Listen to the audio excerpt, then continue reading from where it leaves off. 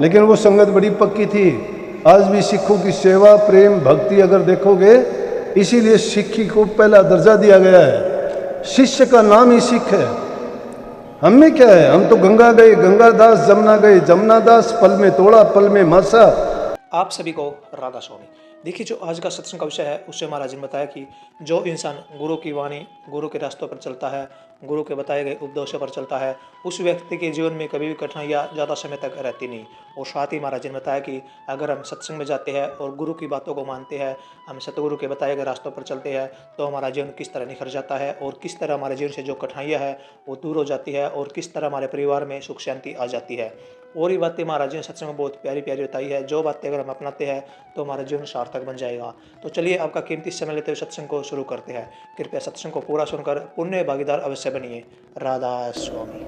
सत्ता बलवंडा जब बिल्कुल उन्होंने इनकार कर दिया, तो अर्जुन साहब ने फरमान जारी कर दिया कि संगत में कोई भी उनका अगर मुख भी देखेगा तो उसको कोड लगेगा। अगर उसका कोई मुख देख भी ले, कोई बात भी कर ले, तो अपना काला मुंह करके गधे पे चढ़ के आएगा। ये आज हमारे जैसी आज जैसी संगत नहीं थी कि गुरु ने तो फरमान जारी कर दिया और फिर उसी के पास जाके बैठ गए, क्योंकि उनकी खुराक है ये। सच्चा होगा वो तो जागा नहीं, शकल भी नहीं देखेगा कि जब गुरु से बेमुख हो गया वो हमारा क्या है। लेकिन वो संगत बड़ी पक्की थी। आज भी सिखों की सेवा, प्रेम, भक्ति अगर देखोगे, इसीलिए सिक्खी को पहला दर्जा दिया गया है। शिष्य का नाम ही सिख है। हम में क्या है, हम तो गंगा गए गंगादास, जमुना गए जमुनादास, पल में तोड़ा पल में मासा। बस सारा खान पीन लेन देन का रास्ता और कुछ नहीं है। नाम के ग्राहक बन के कब जाते हैं? नाम का ग्राहक जो जाएगा उसके लिए तो गुरु का वचन समझो कि चाहे ब्रह्मांड पलट जाए। मैं पीथर डाकू की मिसाल दिया करता हूँ। पीथर डाकू है, दादू साहब के पास चला गया। वहाँ जाने के बाद में दादू साहब का सत्संग सुना, चरणों में बैठ के सारे उन्हें डाके डालने, चोरी करना, बदमाशियाँ सब छोड़ दी,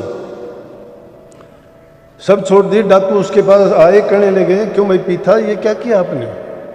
ये तो अपना पेशा है, चोरी करना, लूट खसूट करना, तूने ये करके तो बड़ा गलत काम कर दिया, हम क्या खाएंगे?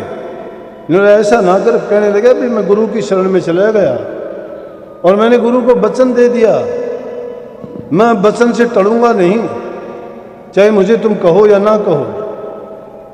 और उनको जवाब दिया, गगन जमन उल्टी पे है और पश्चिम उगे भान, पीथा चोरी ना करे गुरु दादू की आन। ये गुरु दादू की आन है मेरे को।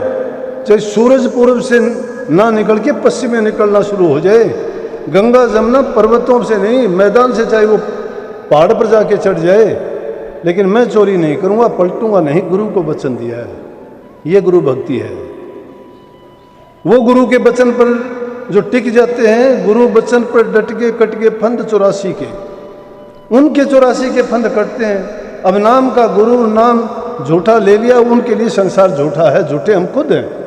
संसार तो सत्य है, बताओ एक भी चीज झूठी हो तो? हमारे दिल में सच्चाई नहीं है, हमें सब झूठा दिखाई देता है।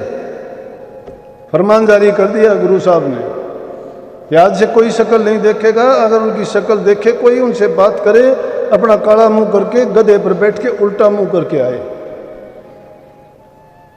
और उनको गुरु की बुराई करने का नतीजा मिला कि कोर्ट निकला दोनों भाई का। थोड़ा बहुत जमा किया था वो खा पी लिया उन्होंने, शादी में लग गया कुछ। उसके बाद वो तो सोचते थे कि हमें गाना बजाना आता है, सत्संगी बहुत जानते हैं, किसी के घर जाएंगे, गाएंगे, बजाएंगे, दे देंगे। अब भी बहुत ऐसे पाखंडी, अपनी भी संगत में बहुत पाखंडी हैं। और आप जैसे ये भोले सत्संगी, वो उनको घरों में ले जाके बैठाते, उनका चरित्र देखो और उनके कर्म देखो तो उनको कोई दरवाजे पर नहीं चढ़ने देता, और तुम उनको अंदर ले जाके बैठाते हो। कोड निकला, कोई सत्संगी मुंह नहीं लगाता, जिसके घर जाए दरवाजा बंद कर ले कि भाई ये पाप कर्म हमारे यहाँ ना छोड़ना, गुरुद्रोही है तुम। गुरुद्रोही की हम शक्ल नहीं देखना चाहते। और फिर गुरु का हुक्म है कि तुम्हारे से बात की या शक्ल देखी तो हमें काला मुंह करके गधे की पीठ पर उल्टा मुंह करके बैठ के पूरे गांव का चक्कर लगा के फिर गुरु के पास जाना पड़ेगा।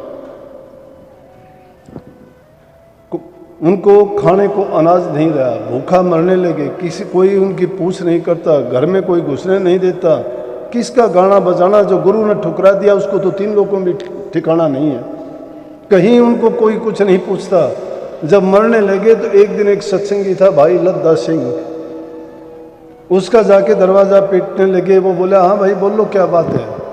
बोला जी सत्ता बलवंडा आए हैं। बोला रुक जाओ। सत्संगी था, उसको दया आई कि बोला रुको। सारे हालात से वो वाकिफ था। काला मुंह किया उसने अपना, गदा भंगवाया और फिर दरवाज़ा खोल के कहने लगा बोलो क्या बात है। बोला कि अभी एक बार गुरु से मिला दे। बोला कि गुरु से मिलाने का तो मैंने रास्ता खोज लिया, ये देखो। संगत बैठी हुई थी, सत्संग हो रहा था। पूरे लाहौर शहर का चक्कर लगा के गधे की पीठ पर उल्टा बैठ के और गुरु के दरबार में पहुंचे। गुरु साहब विराजमान थे, कहने लगे अरे ये कौन है। बोला जी ये भाई लद्दा है। बोला ये हालत, समझ गए एकदम। कहने लगे जी गुनहगार को माफ़ी दो कि आपने हुक्म दिया था, लेकिन क्या करूं, हम भूलनहार हैं, आप बख्शनहार हो। भूल की है, गलती की है, हम काल के जीव हैं, नहीं समझ पाते। बड़े पाप किए हैं, अपराध किए हैं, लेकिन आप तो दयालु हो, आपको दया करनी पड़ेगी, बख्श दो इनको। कहने लगे बख्शने के काबिल तो नहीं थे, लेकिन जब इनको लेके आया तूने हुक्म माना है कि काला मुंह करके गधे की पीठ पर बैठकर उल्टा मुंह करके लेके इनको आया, चलो इनको माफ़ी तो मिल जाएगी, माफ़ी। लेकिन जिस मुंह से इन्होंने गुरु की बुराई की है उसी जबान से ये गुरु की प्रशंसा करें। जो जो उनका गुणगान करते जाएंगे इनका कोड धुल जाएगा, लेकिन एक निशानी इनके नाक पर जरूर रह जाएगी ताकि इनको याद रहे कि हमने गुरु की बुराई की थी। और वो जब बड़ाई करने लगे, बोले जी आप तो राम सो, आप तो कृष्ण तो, आप तो खुदा। कहने लगे अरे मूर्खो, तुम्हें तो बड़ाई भी नहीं करनी आती। राम और कृष्ण 3 लोग के धनी हैं, बड़े हैं, युग पुरुष थे, लेकिन संतों का लोक बहुत ऊंचा है। अगर बड़ाई करो तो संतों की बड़ाई तुम्हें वो भी नहीं करनी आई। तुम तो ऐसे ही एक पेट पालने के लिए गाते बजाते थे और तुम्हें इतना ही ज्ञान था। चलो गुरु की महिमा गाओगे, तुम्हारा एक और धुल जाएगा। तो धीरे धीरे करके उन्होंने जो जो गुरु की गुणगान करते गए, उनका कोड साफ हो गया कुछ दिन के बाद में, और थोड़ा उनके नाक के ऊपर रह गया। लेकिन ये देखो कि वो किस चीज़ के लिए थे। अरे गुरु के दर पे रहते हैं, गुरु के जिसको आप लोग प्रसाद समझते हो, वहाँ की मिट्टी को पावन मिट्टी मत्थे से लगाते हो, जिसको पानी को तुम अमृत समझते हो, जिसके खाने मात्र से तुम अपने विचारों की शुद्धि मानते हो, वहाँ के वातावरण में सांस लेने से आपको शांति मिलती है। और उसी जगह पे रह के जो इंसान के विचार ख्यालात नहीं बदलते और उनका फिर भी वही भावना और वही स्वार्थ दिल में रह जाता है, तो उनके लिए सत्संग क्या है, गुरु क्या है, क्या लिया गुरु से। स्वामी जी महाराज ने इसीलिए गलत नहीं कहा, उन्होंने बहुत ऊंची बात कही। वो कहते चल चल आए सतगुरु आगे, दर्शन पकड़े बचन न लागे, क्या फल पाया सत्संग आए, वक्त गंवाया जन्म गंवाए। कि चल चल के सतगुरु के सामने तो आ जाते हो, लेकिन वक्त गंवाना और समय बिताना, इसके सिवाय तुमने कुछ हासिल नहीं किया। अरे गुरु के दर्शन अगर करते, तुम्हारे हृदय में अगर इस बात की लालसा होती, तुम्हारे अंदर से साफ हो जाते। लेकिन तुम्हारे तो पाप कर्म ज्यादा बढ़ते जाते, तुम तो ज्यादा झूठे होते जाते हो। कौन सी शिक्षा है, कौन सा उपदेश है गुरु का? ये संख्या बढ़ाने की जरूरत हो तो हम कितने ही बढ़ा लेंगे, सारी छूट कर देंगे। शराब पियो, सिगरेट पियो, मांस मिट्टी खाओ, करो कुछ भी, आ जाओ सत्संग में आ जाओ, छोटा हो बड़ा हो कोई नियम नहीं है। बहुत बढ़ जाएगी संगत, सारे आने के लिए तैयार है। लेकिन क्या करना उनका जब सुधार ही नहीं हुआ? तो सत्संग इंसान के जीवन को बदलता है। और यहां आके भी अगर हम संसार की बातों को अपने दिल में रखते हैं और हमने अपने आप को नहीं बदला, अच्छाइयों को नहीं अपना और बुराइयों को नहीं त्यागा, तो क्या सीखा हमने सत्संग में आके? बात आपको बुरी लगेगी, लेकिन बेशक बुरी लगे, अगर बुरी लगेगी तो सुधार कर लोगे, अगर अच्छी लगेगी तो सुधार होने की गुंजाइश नहीं।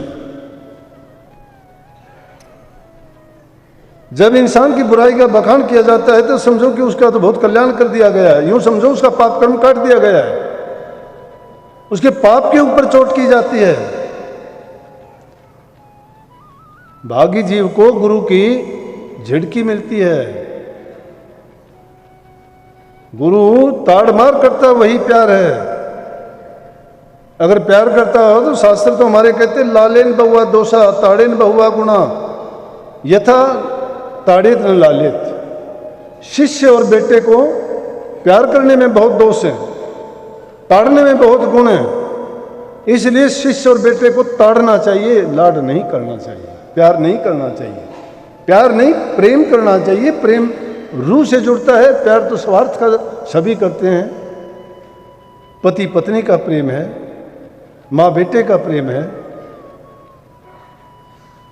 कहने में बोलने में आ जाता है, लेकिन रूह का जो प्रेम होता है वो अटूट होता है। वो दिखाने का, बताने का, प्रचार करने का नहीं, अंदर से तार जुड़े होते हैं। जिससे तुम प्यार करते हो जबान से भी नहीं बोलता, आंखों से ही प्यार झलक पड़ता है। जिससे प्यार करते हो दिखाने की जरूरत नहीं, चेहरे से जब आंखें मिलती हैं तो प्रकट हो जाता है अपने आप। जिस प्रकार से बुराई प्रकट हो जाती है उसी प्रकार से प्यार भी प्रकट हो जाता है। इसलिए अच्छे काम करने का संकल्प लेके जाना चाहिए तो सत्संग आपके लिए सकारार्थ है, नहीं तो व्यर्थ समय का गंवाना और आपका आके समय की बर्बादी, जीवन की बर्बादी, और पल्ले झाड़ के चले जाओगे, क्या मिलेगा? जीवन में अगर सुधार नहीं आया, 4 दिन का जीना है, भरोसा किसी को है नहीं। आंख फड़कनी ना मिले, मुख विच रह गिरा, लख लानत सुथरिया जिस पल दी करे बिरा। आंख भी फड़कने का मौका नहीं मिलेगा जिस दिन ये हवा निकल के जाएगी इससे। घास भी, ग्रास जो खाओगे मुंह का मुंह में रह जाएगा, ना नीचे जाएगा ना बाहर आएगा। उस पल का देखो वो घड़ी आती है, दूसरे आते हैं उस पर अफसोस करते हैं, अपने बारे में नहीं सोचते। यही आश्चर्य है, जब कोई चेताने वाला, बताने वाला भी आपको समझाता बताता है तब भी जो तक नहीं रेंगती कान पर भूल जाते हैं। भाइयों बहनों, सत्संग के लिए जब आते हो ना, घरों में बदलाव करके दिखाओ। प्यार का वातावरण होना चाहिए, देखने वाले लोगों के लिए एक उदाहरण होना चाहिए कि सत्संगियों का घर है। अच्छे विचार, सेवा की भावना, अच्छी वाणी। अगर तुम मुख से अच्छे बोलते हो ना, मीठे बोलते हो, खून बढ़ता है। खून बढ़ने का मतलब रक्त का दान कर दिया आपने। रक्तदान ना करो, किसी से मीठा बोल दो, अगले के अंदर रक्त का संचार हो जाएगा। कोई काम करता है, सेवा करता है, उसकी पीठ थपथपा दो। सबसे बड़ा श्रमदान का उसको तोहफा दे दिया आपने। इनाम की जरूरत नहीं है, उनके जो श्रम करने से पीठ थपथपा दोगे, श्रमदान दे दिया। क्यों? कि तूने बहुत अच्छा काम किया। बड़े से बड़ा इनाम उसके लिए वही बड़े से बड़ा है।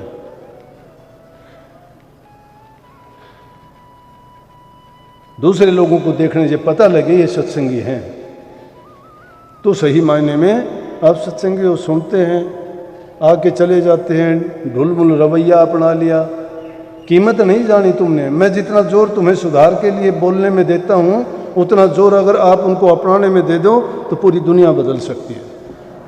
वो आप लोगों की इच्छा, मेरा फर्ज है गुरु का कर्तव्य समझ के, ड्यूटी समझ के मैं आप लोगों तक उनका संदेश पहुँचाने का काम करता हूँ। बाकी आपकी मर्जी, मानोगे आपका फायदा हुआ, ना मानोगे तो आपका। सबको आशीर्वाद। राधा स्वामी। सत्संग को पूरा सुनने के लिए आपका बहुत बहुत धन्यवाद। हम आशा करते हैं आपने सत्संग को बड़ा ही ध्यान से सुना होगा।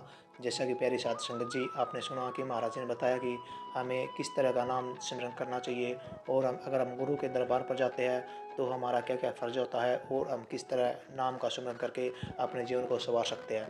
और साथ ही महाराज ने बताया कि हमें किन बुराइयों से बचना चाहिए और किन अच्छाइयों को हमें हमें अपनाना चाहिए। तो कृपया महाराज जी की इन बातों को अपने जीवन में अवश्य उतारिए और अपने जीवन को सफल और सुखमयी अवश्य बनाइए।